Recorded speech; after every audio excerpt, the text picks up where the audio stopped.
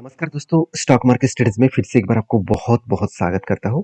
तो आज मैं फिर से आपके सामने कुछ इंपॉर्टेंट कंपनी का अपडेट शेयर करने वाला हूं। तो वीडियो को पूरा लास्ट तक देखिएगा और अभी तक अपने चैनल को सब्सक्राइब नहीं किया है तो जरूर कर लीजिएगा। तो चलो देख लेते हैं कौन सा कंपनी है इस वीडियो के अंदर। फर्स्ट जो कंपनी जिसके बारे में चर्चा करूँ उसका नाम है एस्ट्रल लिमिटेड। तो बेसिकली एस्ट्रल लिमिटेड के बारे में एक बात कहूँ तो कंपनी का जो टोटल मार्केट कैप है वो 61,000 करोड़ के आसपास है। तो कंपनी का जो करंट प्राइस है वो 2,200 के आसपास है। तो जब आप वीडियो देखेंगे शायद वो चेंज हो सकते हैं। कंपनी के वैल्यूएशन मुझे बहुत हाई लगा। तो कंपनी के इंडस्ट्रीज पी रेशियो कितना है 32 और कंपनी का खुद का पी रेशियो कितना है 112। ये 112 कंपनी के खुद के वैल्यूएशन के हिसाब से ज़्यादा है। अगर देखा है तो एक टाइम कंपनी का पी रेशियो चला गया था 134 और आज कहाँ पे है 112 के आसपास, 112 के आसपास। ओवरऑल कंपनी के खुद के वैल्यूएशन भी ज़्यादा है और क्योंकि कंपनी का खुद के एवरेज पी रेशियो 90 के आसपास है लास्ट 5 ईयर्स में। और कंपनी के इंडस्ट्रीज पी रेशियो के हिसाब से बात करूँ तो वहाँ पे भी वैल्यूएशन बहुत हाई देखने को मिला। तो ये कंपनी के ऊपर थोड़ा सा रिक्सी जोन में लेके जाते हैं क्योंकि वैल्यूएशन हाई हो मतलब कंपनी के ऊपर काम करने से पहले एक बार जरूर आपको स्टडी करना होगा। तो पहली बात कंपनी के टेक्निकली चार्ट पैटर्न्स के बारे में बात करूँ तो जब मुझे पैटर्न्स मिला तब मैंने एंट्री लिया। मैंने क्यों एंट्री लिया वो मैं आपको बताऊंगा। सबसे पहले देखिए कब बना, उसके बाद एक बार, दो बार, तीन बार, चार बार, चार बार हैंडल बना और फाइनली इसका ब्रेकआउट हुआ और ब्रेकआउट होने के बाद कंपनी क्या कर रहा है धीरे धीरे करके ऊपर जाने का कोशिश कर रहा है और फाइनली इस ऊपर लेवल को वो टच करके यहाँ पे टारगेट होने का चांसेस वो ले रहा है। तो अभी देखिए टारगेट होगा कि नहीं होगा वो तो आपके बाद में पता चलेगा, मगर कंपनी का जो वैल्यूएशन है उस वैल्यूएशन के हिसाब से मैं पहले भी आपको डिस्कशन कर चुका हूँ।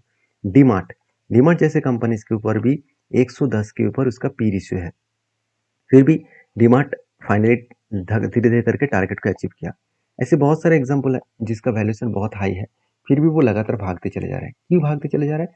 क्योंकि वैल्यूएशन हाई है ये बात तो सही है। कंपनी का प्रोडक्ट अगर अच्छा है, कंपनी में अगर दम है तो उस हाई वैल्यूएशन के ऊपर हर कोई खरीदना चाहेंगे। क्योंकि आप एक एग्जाम्पल की तरफ को सोचिए, मान के चलिए आपने एक ओप्पो नहीं तो वीवो का फोन आपने खरीदारी किया, वो भी अराउंड मान के चलिए 30,000 रुपीज से। और उसी जगह पे अगर आपने आईफोन खरीदारी किए और वो भी मान के चलिए 1 लाख रुपीज से, सॉरी 1,000 रुपीज से, तो वीवो खरीदारी किया 30,000 और आईफोन खरीदारी किया 1 लाख। तो दोनों में कितना डिफरेंस आप देख सकते हैं। किसका प्राइस ज़्यादा है? आईफोन का। तो वैल्यूएशन तो सबसे ज़्यादा वैल्यूएशन किसको मिलता है? आईफोन का। इतना प्राइस होने के बाद भी लोग खरीदना चाहते हैं। लोगों के एक मतलब ड्रीम रहता है कि मेरे पास आईफोन हो। तो इसका मतलब क्या है, प्रोडक्ट अगर बेस्ट है कंपनी का, अगर प्रोडक्ट के वैल्यू मतलब क्वालिटी एंड वैल्यूएशन अच्छा है तो उसके ऊपर भी लोग खरीदारी करना चाहते हैं। तो एस्ट्रल जैसे कंपनी के ऊपर इसीलिए लोग ट्रस्ट करते हैं क्योंकि कंपनी के ऊपर दम है। जैसे एस्ट्रल और सिक्विम के बारे में बात करें, दोनों का मार्केट कैप अराउंड आसपास ही है और दोनों का अगर डेटा देखा जाए तो कंपनी का सेल्स ग्रोथ ठीक ठाक है, मगर प्रॉफिट ग्रोथ इस बार थोड़ा सा वीकनेस में आया एस्ट्रल ने। तो कंपनी के ऊपर क्वार्टर रिजल्ट किस तरीके से पब्लिश हुआ आप देखेंगे तो 1500 करोड़ से 1600 करोड़ तक कंपनी का सेल्स दिखा। और कंपनी के ऊपर जो मतलब मार्च का जो डेटा है 2021 का, वो 1128 से लेकर 1390 करोड़ के आसपास देखने को मिला। वहाँ से कंपनी की जो मार्च का डेटा है वो 1500 करोड़ के आसपास देखने को मिला। वहाँ से फिर से मार्च का जो डेटा है मतलब 2023 से लेकर 2024 तक वो 1600 करोड़ के आसपास देखने को मिला। मतलब बेस्ट तरीके से यहाँ पे कंपनी का सेल्स का डेटा देखने को मिले। एक्सपेंस को कंपनी कंट्रोल में रखे, उस बेसिस में कंपनी यहाँ पे 874, 170, 1175, 1199 एंड 1334 करोड़ के आसपास टोटल एक्सपेंस यहाँ पे देखने को मिले। मतलब एक्सपेंस का जो डेटा है वो कुछ इसी तरीके से देखने को मिला, जहाँ पे कंपनी के ऊपर एक ग्रोथेबल सिचुएशन यहाँ पे देखने को मिल सकता है। तो बाकी इस कंपनी के ऊपर जो नेट प्रॉफिट है वो भी देखिए इस बार कंपनी का अच्छा खासा देखने को मिला है। हाँ, पिछले सालों की तुलना से थोड़ा सा कम हुआ। उस बेसिस पे कंपनी का नेट प्रॉफिट भी एक पॉजिटिवली यहाँ पे ग्रोथ होने का कोशिश कर रहा है। शायद इसीलिए कंपनी धीरे धीरे करके टारगेट अचीव करने का कोशिश कर रहा है। अगर कंपनी का प्रॉफिट स्ट्रांगली होता तो इजीली वो टारगेट को अचीव कर पाता, क्योंकि इतने दिन वो टाइम लगा चुके हैं। इसका मतलब बायर एक्टिव तो है, उसको ऊपर नहीं लेके जा पा रहा है। तो फाइनली एक रेंज बना है और इस हायर लेवल को ब्रेकआउट करे। हायर लेवल मतलब जहाँ पे कंपनी एक बार हाई किया था वो करीबन करीबन ₹320 के आसपास है। इस लेवल को अगर ब्रेक करे तो कंपनी ईजिली टारगेट को अचीव करने का कोशिश करेंगे। तो बाकी आपके क्या ओपिनियन है जरूर कमेंट्स करके बताना। नेक्स्ट जो कंपनी उसका नाम है बीएससी लिमिटेड। तो फाइनली बीएससी के ऊपर अगर मैं टेक्निकली चार्ट्स के बारे में बात करूँ तो जिस तरीके से पैटर्न्स के बेसिस में मुझे एंट्री मिला था उस पैटर्न्स के बेसिस में अभी कंपनी नीचे आ रहा है। नीचे आ रहा है मतलब क्या है, आप देख सकते हैं कि रेंज बना था, उस रेंज को बार बार वो रिटेस्ट कर रहा है एक ही रेंज को, और फाइनली जब ब्रेकआउट हुआ उसके बाद कंपनी रिटेस्ट भी किया और तब एंट्री बना। उसके बाद देखिए कंपनी धीरे धीरे करके नीचे आ रहा है। तो अगर इस तरीके से नीचे आए तो वो कहाँ तक आ सकते हैं, दो मतलब दो पॉइंट से आपको याद रखना है। पहले यहाँ पे देखिए 200 डेज मूविंग एवरेज है, इसको टच करने के बाद बाउंस बैक कर सकते हैं। दूसरी बात, इसका जो लो सपोर्ट है इस सपोर्ट लेवल को टच करके बाउंस बैक कर सकते हैं। तो मैंने जो टारगेट एंड स्टॉप लॉस लेकर चल रहा हूँ वो अराउंड अराउंड एक लंबा सा टारगेट एंड स्टॉप लॉस है, जिसके बारे में डिस्कशन करूँ तो जो टारगेट है वो 86% के आसपास टारगेट लेकर चल रहा हूँ, और स्टॉप लॉस जो है वो 28% के आसपास। एक बड़ा सा स्टॉप लॉस एंड बड़ा सा टारगेट लेकर चल रहा हूँ, क्योंकि इस तरीके से स्ट्रेटजीज के ऊपर मैं हमेशा जब काम करता हूँ मैं हमेशा एक रिस्क को मैनेज करके काम करता हूँ। 1:3 रेशियो का मैंने टारगेट लेकर चल रहा हूँ। बाकी देखा जाएगा क्या होने वाला है, क्योंकि बीएससी कंपनी कोई खराब कंपनी तो नहीं है। बीएससी इंडिया के सबसे पुराना एक्सचेंज है, सिर्फ इंडिया के नहीं एशिया के है, और कंपनी क्वार्टरली जो ग्रोथ है वो इस बार डबल के आसपास सेल्स जनरेट किया। एक्सपेंस को मिटाने के बाद कंपनी का प्रॉफिट भी 89 से 100 करोड़ से भी ज़्यादा हो चुके हैं। मतलब नेट प्रॉफिट यहाँ पे बेस्ट तरीके से ग्रोथ होता देखने को मिला है।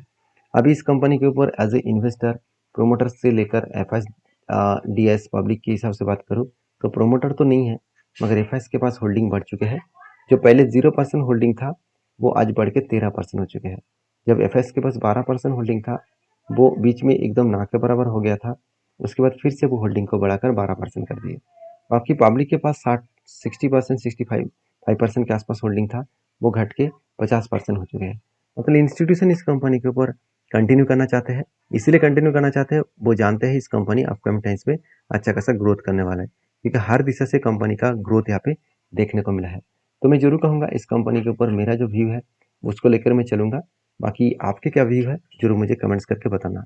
हाँ, ये जो ट्रेड है बहुत हाई रिस्क ट्रेड है, तो इसलिए मैंने सबसे छोटे क्वांटिटी के साथ काम किया हूँ, क्योंकि इस तरीके से रिस्की ट्रेड के ऊपर मैं ज़्यादा क्वांटिटी के साथ काम नहीं करता हूँ, क्योंकि अराउंड 28% के आसपास लॉसेस होने का चांसेस है, तो एक बड़ा लॉसेस होने का चांसेस, तो इसलिए मैंने छोटे क्वांटिटी के साथ काम किया। मैं हमेशा आपको बार बार बोलता हूँ कि आप कितना भी स्ट्रैटेजीज को फॉलो करें, आपको हमेशा फंड मैनेजमेंट रिस्क मैनेजमेंट को सामने रखते हुए काम करना पड़ेगा, जहाँ पे आपको क्लियर कट एक विजन मिलेगा कि हाँ मुझे कौन सा कंपनी के ऊपर कितना निवेश करना है।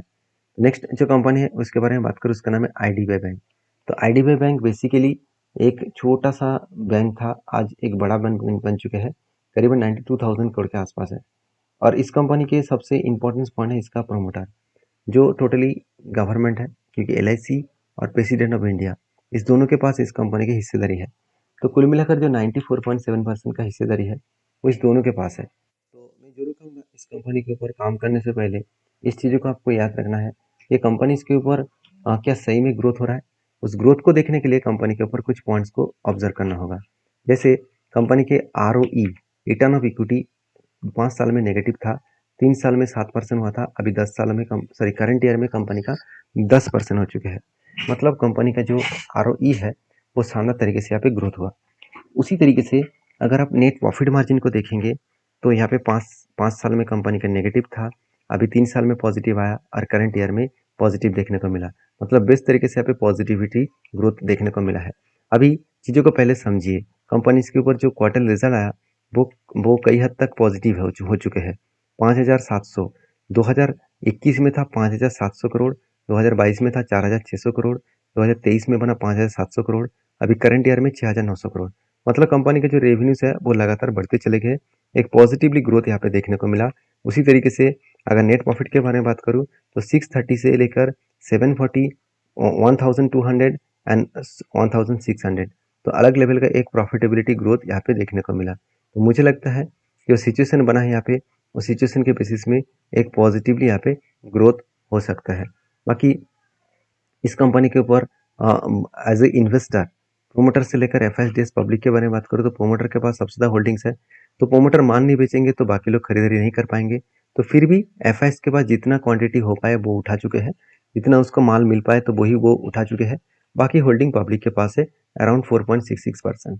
तो मैं जरूर कहूँगा इस कंपनी के ऊपर जल्द से जल्द ओएफएस कंपनी लेके आने वाला है। तो ऑफर फर्स्ट से लेके आएंगे, तब इस कंपनी का शेयर को बेचा जाएगा प्रोमोटर के माध्यम से। तब देखना एफएस और डीएस3 सबसे ज़्यादा माल खरीदारी करेंगे। तो बाकी इस कंपनी के टेक्निकली चार्ट पैटर्न्स के बारे में बात करूँ तो आप देख सकते हैं कंपनी के ऊपर जो पैटर्न्स बना उस पैटर्न्स बेसिस में मैंने एंट्री भी लिया। कुछ इस तरीके से पैटर्न्स बना, यहाँ पे कुछ इस तरीके से कप विद हैंड पैटर्न्स बना और फाइनली यहाँ पे ब्रेकआउट भी हुआ। और कंपनी देखिए ब्रेकआउट होने के बाद जो रेंज बना है, रेंज एक्चुअली किस तरीके से बनता है, जो कप का जो साइज है, कप का जो लेंथ है, उसी लेंथ के बेसिस में यहाँ पे टारगेट बनता है। ऐसे नहीं कि मैंने अचानक इस लेवल को मार्किंग किया और यहाँ पे मैं टारगेट लेकर चल रहा हूँ, ऐसे बिल्कुल नहीं। ये हमेशा एक रूल्स होता है, एक स्ट्रैटेजीज होता है। स्ट्रैटेजीज का जो रेंज होते हैं, मतलब कप का जो रेंज होते हैं, वही रेंज इसका टारगेट बनाते हैं। तो बेसिकली एक शानदार तरीके से टारगेट पाने का चांसेस है और मुझे लगता है धीरे धीरे करके वो टारगेट को अचीव करेगा। और वो टारगेट को अचीव करेगा मतलब इस लेवल तक टारगेट को अचीव करने का कोशिश करेंगे। जो टारगेट निकल कर है 112 रुपीज़ के आसपास। तो आपके क्या ओपिनियन है इस कंपनी के, वो जरूर कमेंट्स करके बताना। नेक्स्ट जो कंपनी उसका नाम है टाटा एल्क्सी लिमिटेड। तो बेसिकली टाटा एल्क्सी जल्द से जल्द आपको 1:1 रेशियो का बोनस देने जा रहा है। तो जो लोग बोनस पाना चाहते हैं इस कंपनी के ऊपर डीपली रिसर्च करें, क्योंकि कंपनी के ऊपर जो अपडेट है बोनस का वो 2017 में मिला था 1:1 का। तो फिर से बताया जा रहा है कि 2024 में कंपनी फिर से 1:1 का बोनस देने जा रहा है। तो बोनस पाने के लिए इस कंपनी के ऊपर डीपली रिसर्च करें, उसके बाद काम करें। मिलते हैं नेक्स्ट वीडियो में, तब तक के लिए धन्यवाद।